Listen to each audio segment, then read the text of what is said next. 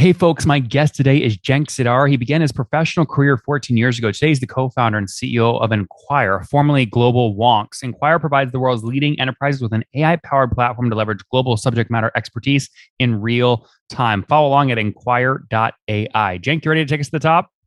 Thank you. Thanks for having me. Who's paying for this? So basically, our clients are mostly Fortune 100 companies and also some investment groups, private equities, hedge funds that require on-the-ground insights for pre-deal due diligence or any insights require research.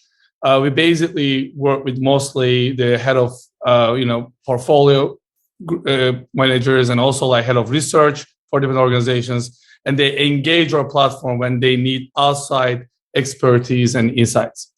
What does that mean? So, I mean, people know traditional firms like GLG, right? Where you can say, I need to know more about the waste management space. And GLG will go find the top experts in waste management and connect you on a phone call with them. Are you effectively doing that, but using code?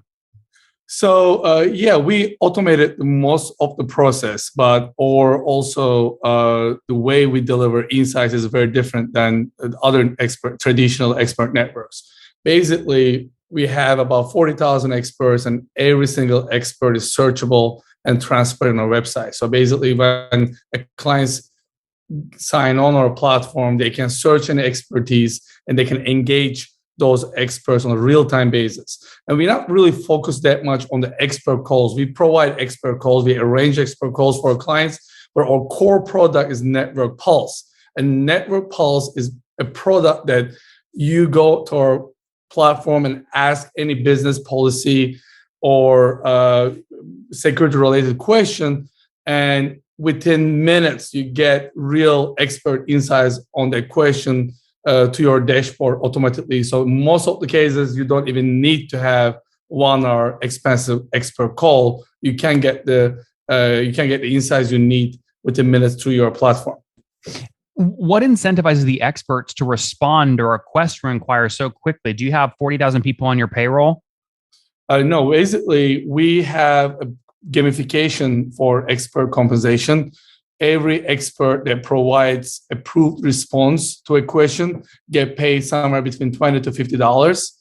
And and also basically answering a question and on top of getting paid for the answer they provide, they also become eligible for like a higher value consulting engagement. It could be an expert call or it could be a report. Technically, we also create and provide visibility to experts from all over the world. Mm-hmm. But like if I want to go find the world's top expert on B-52 bombers, they're not going to be hanging out on Enquire to gamify earning $20 to answer a question, right? How do you go recruit? Do you have to recruit like the smartest people in the world? And if so, don't you have to pay them way more than $20 an answer? So Nathan, you will be actually surprised, about the caliber of people that we have in our platform. Again, I just gave an example about Network Pulse, but we have higher ticket engagement as well. So we ultimately basically continuously recruit experts to our platform. We have about close to 40,000 experts in any subject matter expertise you would imagine. And Cenk, what does that mean? Does that mean you've paid at least $1 to 40,000 people over the past 12 months? No, basically those experts come to our platform and they build their profile very similar to how they built their LinkedIn profile, and they choose the engagements they would like to do. Some experts may say, I don't want to answer questions for $50. I just want to be eligible or available for expert calls, and then they get paid. Understood. A high price. Oh, what's going on there, YouTube? Good to see you guys. Now imagine this. You love watching these interviews with SaaS founders, but imagine if we took all of the valuation data out from over 2,807 interviews I've done manually. Saves you a lot of time. Well, we've done this. We've built it into the beautiful interface inside of FounderPath. Check this out. I'll show you how you can access this in a second, but you log in, you connect your Stripe account, you see your valuation real time, you can see what it changed over the past 88 days, and even set goals for valuation this year. Now, the secret valuation is there's many different ways to value a SaaS business. So the reason you're going to see 3 or 4 different valuations inside of your FounderPath dashboard, this is all free by the way, is because depending on who's doing the buying of your SaaS company, you're going to get a different valuation. A VC is going to pay a different valuation. Private equity firm is different. If you're going to do a minority sale, that's different. And if you sell the whole business, that's a different valuation. You can see all those when I hover over here. Right, so the teal is what a VC would pay, yellow is what private equity, and red is if you sold the whole thing outright. Now, what's cool about this is not built off random data. Again, you guys hear these interviews on YouTube. All these data are built from real-time valuation data points founders share with us on the show. So Traction, 1.2 million, seed round, 3.7 raise. They sold 22% of their business. Go in here and filter by the event. Maybe you only want to see companies that have sold the whole business. Well, here are a bunch that have been acquired, the valuation and the multiple. Maybe you're going out right now and you're raising your seed round. Well, go in here and look at all this recent seed deals that went down, what they raised, what valuation they raised at, and what percent that they sold. There's never been a larger data set of SaaS valuations than what you can get now inside of FounderPath, and we're thrilled to bring it to you. All right, we're going to go back to the YouTube video here in a second, but if you want to check this tool out, if you want to jump in and sign up, you can check it out for free to get your valuation at this link, founderpath.com/products/valuations. Or if you go to founderpath.com and hover over products, click on get your valuation here, and go ahead and sign up to give it a whirl. Again, all that valuation data live right inside the platform. I hope to see you there. All right, let's jump back into the interview.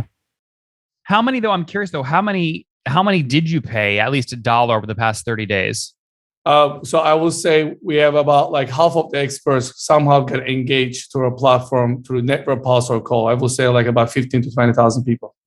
But that's engaged. What makes this work is the money, right? The gamification. How many made at least $1 in the past 30 days? No, actually, the amount that I gave you was like the number of people who got paid. 20,000. So here's the deal. So if you answer a question and your answer got approved by your AI, who's assessing the quality of the response and your expertise and your basically your relevance to the question, it means you automatically got paid. So we don't make people work for no compensation. And I should also explain that we only match questions with the people who have already expertise on that. For example, if the question about SaaS revenue models, you don't even need to do any work on that. You provide one paragraph answer within 8 minutes. The average time that you spend answering a question is 8 minutes. And if you make $50 in 8 minutes, is more than any other expert networks paying experts in an hourly basis. Understood. So you tell me if this math is right then. If you said the average expert gets paid $20 to $50 per question. Let's just assume 20, the low end of what you gave. Yep. If you paid 20,000 of these folks at least $1 in the past 30 days, we can take 20,000 times 20 per question, right? So you spent in the past 30 days $400,000 paying experts to answer questions on the low side. For the last year. Yeah, probably. That math is probably that's right. The last year, not the last 30 days. No, I think you asked about the last year. So yeah, exactly. So, but don't forget, we're charging our clients to No, hold on. I know, Cenk, I understand that, but I just want to make sure I get this right. It's 40,000 have built profiles. 20,000 have been paid at least $1 in the past 360 days, the past year. Yep. I see. Okay. Not the last 30 days. Yep. Exactly. I see. Okay. So in 2021, you had about $400,000 to $600,000 of expenses, which went towards paying experts. More. Yeah, probably more. Okay. Because so basically, there are days that we get a lot of questions about, these days we get a lot of questions about Ukraine and Russia, right? And then all of our experts who have expertise in Russia, Ukraine, Eurasia political risk gets pinged. Not many on North Korea, but maybe like something happening in that part of the world, or maybe about the Fed interest rate conversation these days, or Bitcoin regulation, or questions that we receive really depends on the agenda of the global markets and the understood. Yeah, I think the product is crystal clear. I'm not questioning that. All these use cases make complete sense. So I don't think we need to spend more time there. I think my audience gets it. I get it completely. I am curious though. So like in 2021, how many questions went answered total? Again, I'm not sitting in front of my dashboard, right? But we, in average a week, and of course, the number of questions increase every week as we onboard more clients. But I will say last year in total, we have about like 35. So again, I don't want to give a wrong number, and we have about like 4,000 questions answered last year, I believe. 3,500 to 4,000 questions answered last year. Yes. Okay, you just told me last year 20,000 experts were paid at least $1, but they only answered 4,000 questions. Don't you need at least a 1-to-1 ratio? No, here's the deal. Again, when you ask a question on a platform, you get minimum 5, maximum 8 responses. So that's the beauty about the product. So when you ask a question about, regulation of like Bitcoin in Russia, you're not getting one expert answering the question. So you're paying $20 to 5 experts if they all give a good answer to one question. Exactly. I see. Okay. And then the flip side of the marketplace, which I'm trying to build out here, that's why I'm asking all these questions. How many businesses spent at least $1 to get a question answered on the platform last year? We have about 120 onboarded institutions. Some of the clients only use expert calls. Some of them use only network pulses. Some of them use both. I will say about 80 institutional clients, and I will say about 100, 110 users engage the platform and ask real-time questions to the expert. So is that a way of saying you have 110 free users, but 80 of them are really paying your big paying customers? No, 80 institutions and 110 users. So some institutions that use us, let's say, I'm just giving an example, like Starbucks may have 5 users. I see. So you're averaging about 1.2 seats per enterprise or 1.3 seats per enterprise. Yeah, but This year we made a major difference in our pricing model. So we launched unlimited questions, and that's revolutionary in the consulting and the knowledge market. Now we're in a position to sell unlimited question packages per user for clients. So technically, once you have the license, you can go and ask unlimited questions. In our previous model, we used to charge $300 per question. And now we're basically providing this unlimited model that will be very user friendly because they will be able to ask unlimited questions of 40,000 experts and really utilize the network. So is it fair to say if you just made this pricing change, right? Yes. So if you had 4,000 questions asked last year at $300 a pop, you did about 1.2 million in total revenue last year. This is on the network pulses. We have a lot of expert calls and we do a lot of consulting engagements. We have enterprise level software. But just for Pulse is the 1.2 million correct? Yeah, we don't announce the revenue numbers, but I think your math is pretty close for the network pulses. Yes. And you have a bunch of different revenue streams, which is smart. You're diversified, but about what % of your total revenue would you say is just Pulse revenue? At this point, we're not really providing this information on the public spaces, but I think I shared the information with you earlier. In our for your survey, but basically as of last year, I will say large portion of our revenues came from the network pulses and the marketplace, but this year it will change significantly because we started providing API access to large third-party data platforms, and the balance is going to shift towards API and the Lumina product for 2022 numbers. Okay, but just to be, I want to put we can round, so you don't have to be specific, but last year you did somewhere between 1 and 2 million revenue, mainly Pulse. In 2022, you think that'll be more diversified and a higher revenue number? 100%, exactly. Got it. Perfect. That's great. Have you bootstrapped this or raised? We just closed our Series A round. We raised about $5.5 million. A month ago, we closed the round. Before that, we did our seed. And 2 years ago with our angel round. So this is our second institutional round, third funding round, and we will be going towards our Series B round, by the end of the year, as our growth, significantly increases with the new products I just highlighted. The seed that you did last year, how much was that? It was $3 million. 3 million? 2.2 million. 2.2 and the Angel pre-seed was like 800 to million. And what year was the 800? Oh, good question. I think it was 2009, 18, 19 period. And when did you launch? You asked about the seed. The seed was 2020 March when COVID just hit at that point. Yeah. When crazy. was the 800 grand? It was angel round. It was 2018 and 19. It was not one round, but it was a continuous race through the family. See. Yeah, that makes a lot of sense. And so you just raised a Series A at 5.5 million. Most folks are selling between sort of 10 and 20% of their business in a Series A. Were you sort of in that same range? We are, but as I mentioned, we are making significant transition to become technology provider, rather than to be like a professional services provider. So let me briefly explain what I mean with that.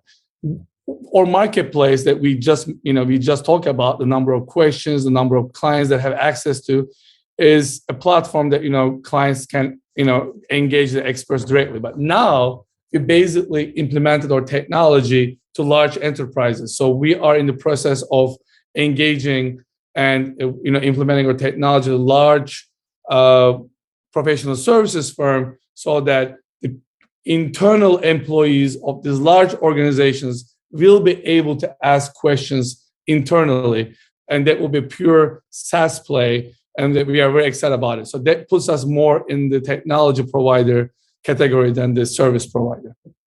And so again, if you sort of finished last year between $1 and $2 million of revenue, what do you think you can grow to by the end of 2022? Yeah, I think we are projecting to be somewhere about 5 to 7 million this year.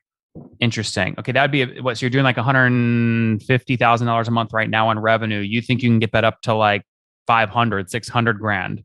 Yes. Again, our Lumina product that we implement the knowledge management tool to large organizations, and we are working with the largest organizations of the world. They're like a $1 to $3 million, price value that what we're providing right now. And also we are building such partnerships for the API, basically integrating our Q&A product with third-party platforms. Imagine Bloomberg Terminal.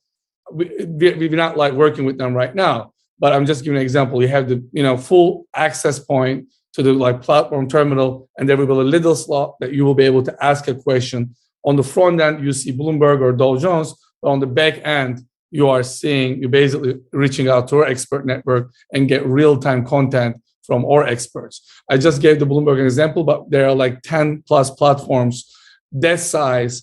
We are working on providing our unique solution that brings human data and technology together. Got it. Again, I think the audience totally understands the product. It makes a ton of sense to me. Help me understand growth though. So if you're right, 150 grand a month right now in revenue, where were you exactly a year ago? I think a year ago, this time we're talking about half of it or even 1/3 of it last year. Interesting. Yeah. And we have a very continuous growth pace, especially with the number of new API partnerships that we are bringing on the table. I get that. Cenk, though, when I asked you about your Series A and selling between 10 and 20%, you immediately went into professional services, right? And how you're pivoting away from that, which is obviously if you're trying to maximize valuation, that's good because VCs are going to value the professional services way less than pure software, 85% margin revenue. Is that code for telling me you sold maybe a little more than 20% of the business in your Series A? Somewhere around there. Yeah, we were typical numbers. Exactly.